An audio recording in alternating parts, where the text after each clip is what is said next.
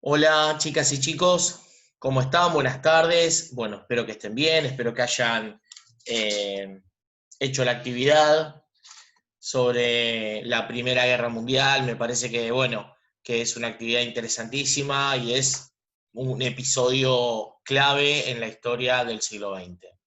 Si bien eh, la historia confirma que la Segunda Guerra Mundial es el episodio más importante en cuanto a, a sus causas y a sus consecuencias en la historia, podríamos decir, del mundo contemporáneo. La Primera Guerra Mundial marca un antes y un después en el siglo XX. Incluso un historiador inglés como Eric Hobsbawm se atreve a decir, ratificándolo e incluso marcando un aspecto novedoso para el tiempo histórico, que en realidad el siglo XX comienza con la Primera Guerra Mundial en 1914.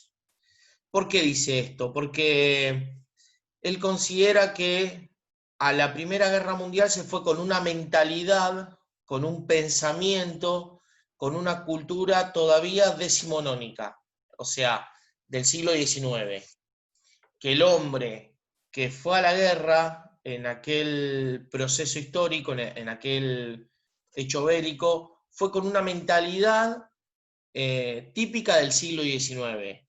Él incluso dice hasta caballeresca, ¿sí? Como que todavía no había calado en la mentalidad el cambio y las estructuras que se habían modificado y lo terrible que iba a ser el desarrollo de la guerra. Incluso hasta había un espíritu de alegría por participar de una guerra mundial. No se sabía, si se pensaba en el heroísmo, en la cuestión incluso hasta de la nobleza y de una competencia con hidalguía y que después iba a volver y el que ganaba iba a tener todos los honores y el que perdía la derrota humillante. Bueno, de alguna manera eso pasó, pero fue tal el grado de violencia y de locura que se generó y que se vivió durante la Primera Guerra Mundial que el espíritu ese se termina por derribar. Entonces Hobsbawm considera que es ahí cuando se inicia verdaderamente el siglo XX. Bueno, hemos visto una cuestión que es importante, que yo quiero remarcar, que una cosa son las causas y otra cosa es el hecho desencadenante, la chispa que enciende la mecha, ¿no? Nosotros tenemos como principal causa el imperialismo, ¿sí? Y ese desarrollo imperial que se había establecido en Europa y que había llevado a las potencias a incorporar territorios en África, en Asia, ¿sí? El imperialismo formal e informal, ¿se acuerdan que vimos el reparto de África? En donde estaban Inglaterra, Alemania, Francia, Bélgica, Italia, bueno, las potencias europeas expandiendo sus territorios y puntualmente comenzando a dominar de alguna manera colonial, ¿no? Por eso también se habla del neocolonialismo, el resto del planeta o lo que quedaba de ello. Bueno, las causas comienzan a generarse en las periferias europeas y después el hecho desencadenante propiamente dicho, la chispa que enciende la mecha, se produce con la muerte del archiduque Francisco Fernando en Sarajevo, ¿no? El candidato vendría a ser el heredero al trono del Imperio Austrohúngaro. ¿Sí? Ahí hay una organización secreta que se llamaba Mano Negra y es que de alguna manera no aceptaba esta expansión y esta continuidad del imperio austrohúngaro, eh, tenían una posición filo eslava y pro rusa, entonces deciden cometer este hecho de matar al heredero al trono y ahí de alguna manera se inicia el conflicto.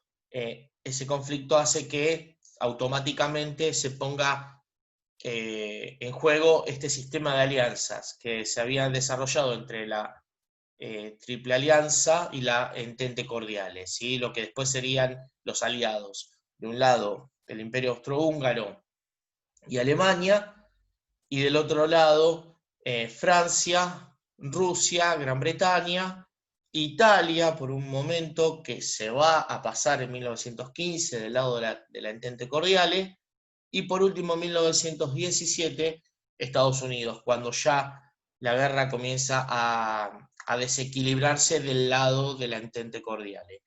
Vimos que es una guerra con mucha particularidad en algunos aspectos, hay una guerra de movimientos, hay una guerra de posiciones, se caracteriza por la guerra de trincheras, estas líneas que se cavaban en la tierra en donde se enfrentaban los ejércitos prácticamente frente a frente y donde estaban semanas, meses. Hay una famosa batalla que es la batalla de Verdun en Francia, en donde estuvieron 6 meses combatiendo trinchera sobre trinchera, avanzando, retrocediendo. Cada vez que salían las olas de soldados se enfrentaban a ametralladoras. Bueno, un desastre, una situación tremenda y de locura. Hay una muy buena, interesante película que se llama Caballo de Guerra, una película actual, que refleja un poquito, ¿sí? Esta época de la Primera Guerra Mundial y en la zona de trincheras, cómo peleaban los soldados. Bueno, importantísimos los avances tecnológicos como el Zeppelin, como el submarino, ¿sí? Que aparecen en esta guerra. También la utilización de armas químicas, ¿sí? Fue letal, ¿sí? Una de ellas conocido como el gas mostaza, que, bueno, que generaba también una altísima mortalidad. Bueno, en 1917 se produce el ingreso de Estados Unidos. Estados Unidos ingresa del lado de los aliados, la Entente Cordiale, y ya en esa situación, además hay que decir algo que es interesante, que me parece que marca también una situación clave en la guerra, que es que Rusia, en octubre de 1917, lógicamente, se produce la revolución. Entonces eso marca también un desequilibrio en la guerra, una situación inesperada para Rusia, para los contendientes. Rusia estaba perdiendo la guerra frente al ejército alemán, pero al ingresar a Estados Unidos, la guerra toma otro rumbo, y es así que el 11 de noviembre de 1918 finaliza la guerra con el triunfo, perdón, de la Entente Cordiale y la derrota aplastante de los imperios, del imperio alemán y del imperio austrohúngaro. ¿Qué tenemos que tener en cuenta para esta cuestión? Es importante tener en cuenta las consecuencias que deja la Primera Guerra Mundial. Unas consecuencias que son estudiadas como futuras causas de la Segunda Guerra Mundial. Se termina la Primera Guerra Mundial, se firma el Tratado de Versalles, que es el tratado en donde se reúnen todas las partes y los contendientes y deciden establecer un nuevo régimen, repartirse las tierras, las zonas de influencia, y el peor, digamos, el peor escenario se lo va a presentar a Alemania, porque Alemania va a pagar con todos los costos de lo que fue la Primera Guerra Mundial, tanto a Francia como a Gran Bretaña. Entonces, esa situación del Tratado de Versalles va a generar con el tiempo una futura causa, la va a tomar fundamentalmente Hitler como principal causa del detonante de la Segunda Guerra Mundial. ¿Qué vamos a ver ahora? Nosotros en esta clase vamos a ver los tratados de paz, vamos a ver cómo queda repartido el escenario europeo, qué pasó con los ganadores, qué pasó con los perdedores, y qué es lo que se va a empezar a construir en la Europa de la posguerra, de la primera posguerra o de la entreguerra, ¿sí? Pero vamos a ver bien qué fue el saldo que arrojó esta guerra y estos inicios de los regímenes que, si bien no los vamos a desarrollar en esta clase, los vamos a ver más adelante. Nos vamos a quedar entonces con esta cuestión que es propia de la guerra, y vamos a trabajar con esto. La próxima clase vamos a volver a Argentina y vamos a empezar a trabajar justo el periodo, ¿no?, de la era radical, de los gobiernos democráticos en la Argentina a partir de 1916, que coincide con el periodo de la Primera Guerra Mundial.